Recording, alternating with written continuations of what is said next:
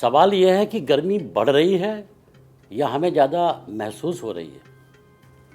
जी हाँ, तापमान भले ही कुछ भी रिकॉर्ड किया जा रहा हो, लेकिन गर्मी महसूस हो रही है 50 डिग्री वाली। तापमान पर नज़र डालिए तो इस सप्ताह नागपुर 49, कोटा 48, लखनऊ और दिल्ली 47, अहमदाबाद 46 और चेन्नई में तापमान 42 डिग्री सेल्सियस रहा है। पिछले दिनों जहां तापमान का स्तर कुछ ऐसा था, वहीं देश के अधिकांश हिस्सों में, विशेष रूप से उत्तरी भारत के मैदानी इलाकों में गर्मी का एहसास 50 डिग्री से कम नहीं रहा। देश की 17 लोकेशंस में दिन का तापमान पिछले एक सप्ताह से 45 और 48 डिग्री सेल्सियस के बीच रिकॉर्ड किया जा रहा है। पिछले 11 महीने में लगभग हर महीना सबसे गर्म महीना माना गया और वर्तमान में यह नौतपा मतलब ज्येष्ठ मास की 9 दिनों में गर्मी का प्रचंड रूप में देखने को मिलेगा। नौतपा में देश का आधा हिस्सा ऑलरेडी तप रहा है। आंकड़ों को देखिए तो 41 डिग्री सामान्य से केवल 1 डिग्री ही ज़्यादा है, लेकिन हम सबको गर्मी बेहद ज़्यादा महसूस हो रही है और जलवायु परिवर्तन के रूप में हम एक बड़े खतरे की तरफ बढ़ते दिख रहे हैं। गर्मी की तपिश ने तपा कर रख दिया है। भीषण गर्मी ने इन दिनों त्राहिमाम मचा रखा है। गर्मी का सीधा असर लोगों के स्वास्थ्य पर भी पड़ रहा है। देश भर के अस्पतालों में लू लगने से बीमार होने वालों की संख्या में तेजी देखी गई है। ऐसे में सवाल है कि आखिर तापमान अभी कितना ऊपर जा सकता है। राजस्थान में बताया जा रहा है हीट स्ट्रोक से 3622 लोग पीड़ित हैं और अस्पतालों के ओपीडी में लंबी कतारें लगी हुई हैं। पहाड़ों पर भी पसीने छूट रहे हैं। कश्मीर के जम्मू संभाग के भद्रवाह में 23 साल बाद मई में दूसरा सबसे उच्चतम तापमान दर्ज किया गया है।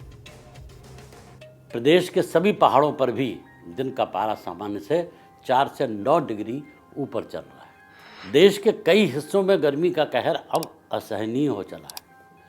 गर्मी के इस कहर से सुबह 10 बजे के बाद ही काम करना अब असंभव हो गया है। हालत यह है कि घर से बाहर निकलकर काम करने वाले लोग अपने काम का समय बदलने के लिए मजबूर हो गए हैं। सुनने में शायद आज की तारीख में अजीब सा लगे, लेकिन आप मौसम की विपरीत परिस्थितियों में हों तो इसका सीधा असर हमारी आपकी मानसिक स्थिति पर भी पड़ता है और ऐसा लग रहा है कि हम एक मास इंसैनिटी की तरफ बढ़ रहे हैं। हमारी आपकी वैचारिक तंत्र प्रक्रिया प्रभावित हो रही है। आप किसी से बात करिए तो वह शुरुआत गर्मी बहुत है इसी से करता है। विपरीत मौसम का प्रभाव जीव जंतुओं पर भी पड़ रहा है। जैसे कि बिहार से एक जिले से खबर मिलती है कि कुत्तों के काटने की संख्या में 6 गुना वृद्धि हो गई। ये रेबीज से पीड़ित नहीं थे, बल्कि अत्यधिक गर्मी से, जिसे हम कहते हैं बौरा गए। सांप काटने की संख्या में बढ़ोतरी की खबरें भी आ रही हैं। ज़रा ध्यान से देखिए, पक्षियों का भी व्यवहार आपको बदला हुआ नजर आएगा। वह सारे जानवर जैसे गाय, बकरी, जो स्वभाव से शांत होते हैं, आक्रामक होते देखे गए, ये उनके व्यवहार में परिवर्तन को दर्शाता है और यह बढ़ती गर्मी के कारण है। न मनुष्य, न जानवर और न आज की मशीनें इस तापमान के आदी हैं और यही कारण है कि हम विभिन्न शहरों में हो रही विभिन्न दुर्घटनाओं के बारे में पढ़ रहे हैं। गर्मी के कारण होने वाली दूसरी परेशानी है लू लगना। ज़्यादा धूप के संपर्क में या लू लगने की स्थिति में बेहोशी, चक्कर जैसे आने की स्थितियां स्वास्थ्य की समस्याओं के रूप में बन के आ रहे हैं। लू की गंभीर स्थिति मस्तिष्क कोशिकाओं और तंत्रिकाओं को भी प्रभावित करने लगती है। फ्लूइड लॉस से पानी का कम हो जाना कहते हैं। ज़्यादा होने के साथ स्वास्थ्य जटिलताएं हैं और गंभीर हो सकती है। धूप के अधिक संपर्क में रहने वाले लोगों में डिहाइड्रेशन, पानी की कमी सबसे आम परेशानी। शुरुआत में पानी की कमी होने के कारण मुंह सूखने, कमजोरी, रक्तचाप कम होने जैसी दिक्कतें हो सकती हैं। पसीने से जरिए ज़्यादा पानी निकल जाने पर एक्यूट किडनी इंजरी और लिवर से संबंधित जटिलताओं का खतरा भी बना रहता है। निर्जलीकरण की समस्या में पेशाब का उत्पादन भी कम हो जाता है और इससे किडनी की सेहत पर नकारात्मक असर होता है। भारत भीषण गर्मी के प्रति जितना संवेदनशील है, उससे देश की अर्थव्यवस्था और लोगों की सेहत पर बुरा असर पड़ने की आशंका ज़्यादा है। इसका असर गरीबों पर ज़्यादा पड़ेगा और वही इसका अधिकतम नुकसान भी झेलेंगे। एक रिसर्च बताती है कि गर्मी और उमस की परिस्थितियों की वजह से दुनिया भर में मजदूरों की कमी होगी और भारत इस मामले में शीर्ष 10 देशों में शामिल होगा, जिसके चलते उत्पादकता पर असर भी पड़ेगा।